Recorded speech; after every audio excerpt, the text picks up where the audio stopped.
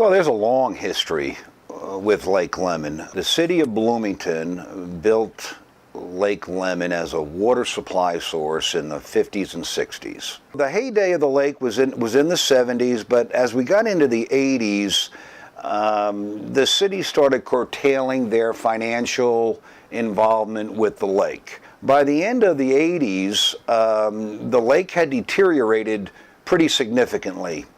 So late 80s, early 90s, three retired gentlemen got together and they tried to figure out what could be done to bring Lake Lemon back. And they worked on it for like 4 years. And in 1995, the circuit court judge in Bloomington established a conservancy district out here at Lake Lemon. It slowly kick-started what I call the renovation of Lake Lemon. We saw some things happening, some improvements being made. The residents around the lake started, getting behind it. They started making improvements to their own properties, and it just kind of snowballed.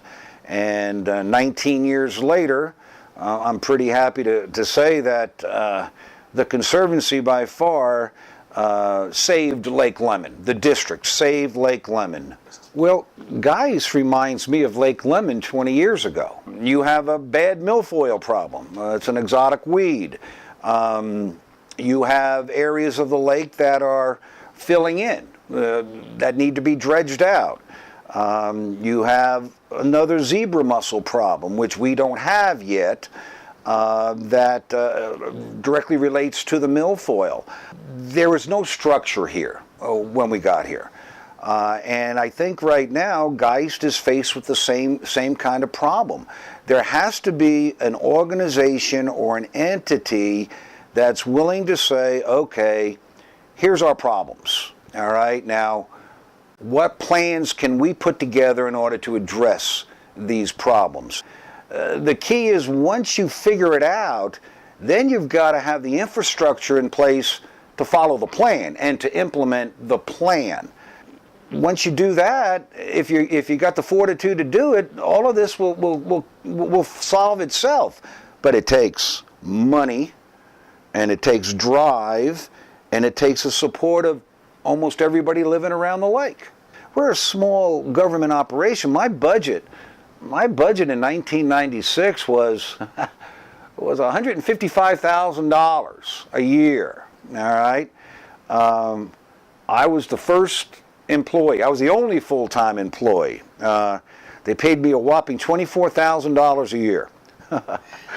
We're $500,000 now, and our budget is pretty much $250,000 a year in special benefits taxes and $250,000 a year in fees and charges and revenues. $500,000, I think, is what we need. Now, is $500,000 what Geist is going to need? No. You're going to need a lot more than that, okay? But you're also talking, I understood, and I did some research on Geist, you got to have like 2,200 properties up there at Geist. I have 500. Okay, so you have an opportunity to raise a lot more money, but at a very lower tax rate because you have a lot more people getting into the kitty, if you know what I'm saying. And so once you get through that initial shock of having to pay, that all went away pretty quickly when they saw their property values doubling and tripling and quadrupling. You need an entity, an organization, a government that sole purpose is to take this natural resource and make it the very best it can be. If I had any kind of recommendation for the folks that live around Geist, you better create a conservancy district if you want to ultimately save your lake, because a conservancy district is the solution to your problems.